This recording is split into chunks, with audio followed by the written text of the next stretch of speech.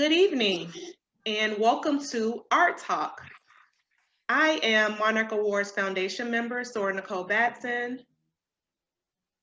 And I am Sora Latanya Strader. And today we have the privilege in interviewing an artist who is also a member of the Monarch Awards Foundation, Sora Cheryl Tolles. Welcome. Thank you. Thank you for having me. It's an honor.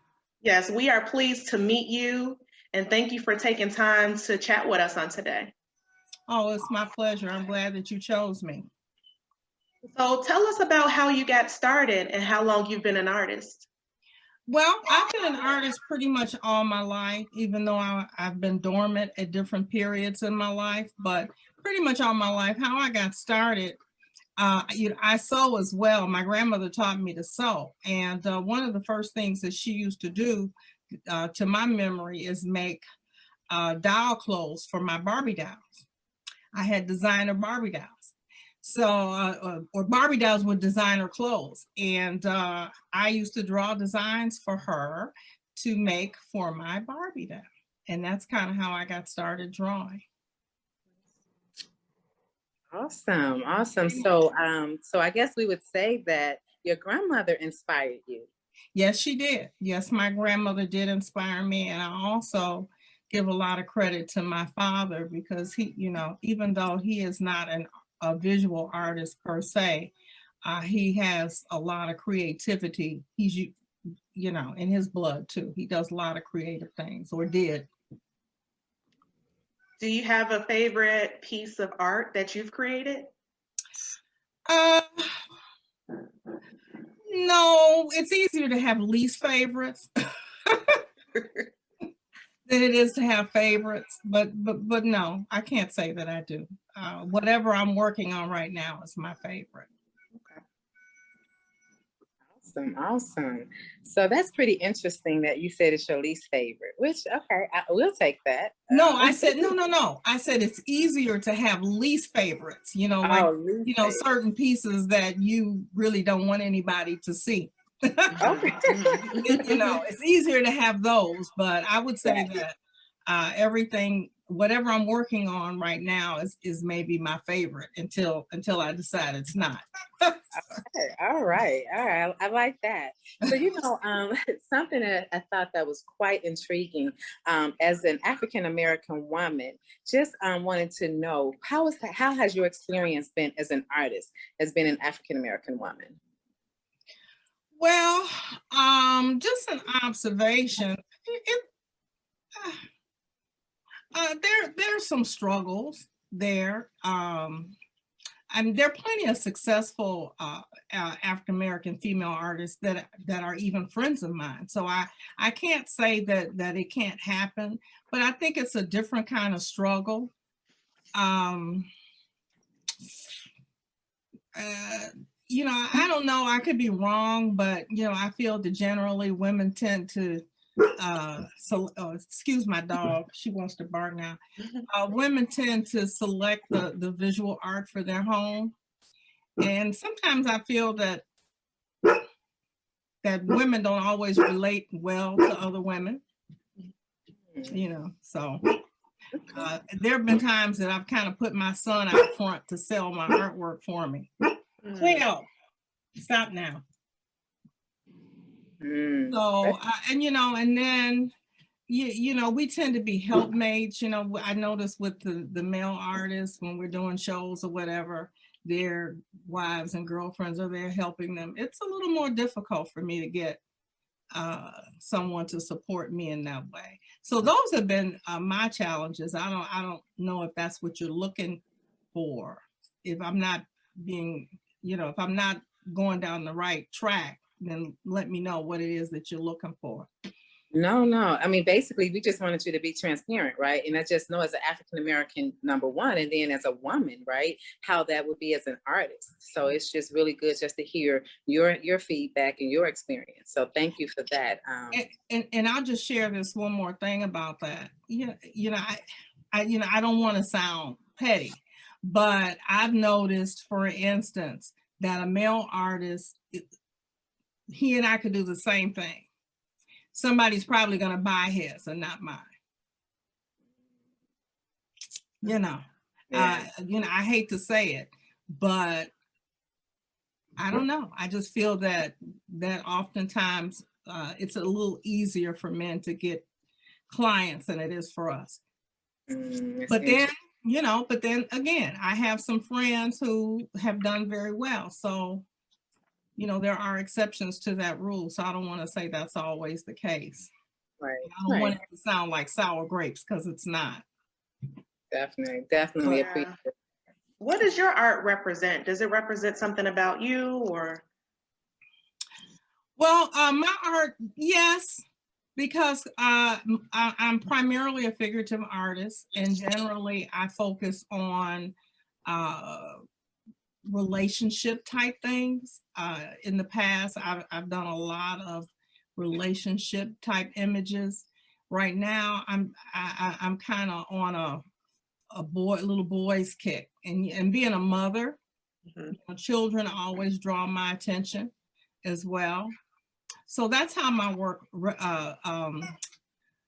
reveals my inner soul, so to speak, is because I'm a relationship person. I'm interested in relationships of all kinds, and it comes out in my artwork. I'm generally not very interested in landscapes, and those kinds of things bore me. I'm almost always going to paint a person or two. Okay. Like this piece right here. Right. You can't see the whole piece, but if you go on my website, you can see it. I've called this one, I titled it Lost. Okay. And if you can see her eyes, you can see that she's a very, and by the way, I did get the image from The Color Purple. So if you look at it and say, that looks like The Color Purple. It is. It does. It is. It is. I did get it from The Color Purple. It's actually Margaret Avery.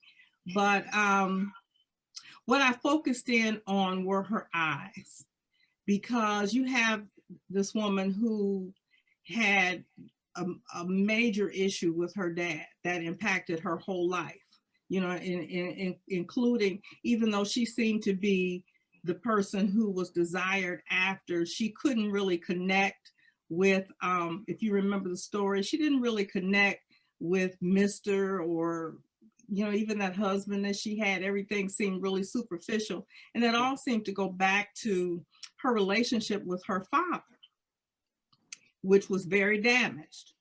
And if you remember that scene in the juke joint, she was all adorned, but she was lost. Mm-hmm. And you can, and I tried to depict that in her eyes, that she was just lost. Yes. That's interesting. That's definitely interesting. That.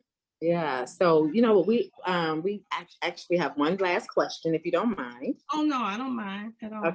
Okay, great. So currently we're in the pandemic, right? And just really interested to see how has that, how are you dealing with the current situation with us being in the pandemic and with your art? How is that working? Well, I'm going to surprise you. I actually did very well. I did quite well in the pandemic, for two reasons. First of all, I'm by nature an introvert anyway. So let's start with that. And then being an artist, it's a very solo type activity for the most part. I mean, I know that some people paint together or whatever, but generally being an artist is a very solo activity. So I was very, very busy all day long.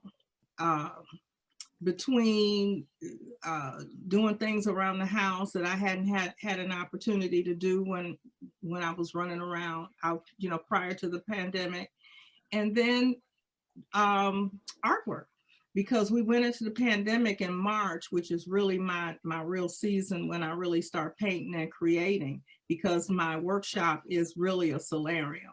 So the temperature is just right at that particular time. So I spent a lot of time working in my workshop. So it really went well for me. My time passed very quickly. My granddaughter was probably here more than anybody. So, you know, I was very busy. So it really didn't impact me the same, other than being frightened. I think we were all frightened, but in terms of my daily activities, it actually did not have a major effect on me. And maybe I can credit art to that, because Okay, you know, right. I sent all of my energies into my creations That's and all. sewing as well, because I do that as well. Okay, and so you mentioned, thank you for that. You mentioned that you have a website. Can you tell us what your website is? Well, right now my website is actually just Facebook. I know I don't my real website is not up. I haven't had the time to get it back up, or I should have taken the time during the pandemic. But I do have a website, a small website on Facebook. So it's Toles Art Gallery. So you can just look me up on Facebook, and hopefully soon I'll have my real website back up. Oh, awesome. Awesome. Well, that is it for the questions that we have. But Nicole, did you have anything else you wanted to add before we actually end the interview? No, she's answered everything. Thank you.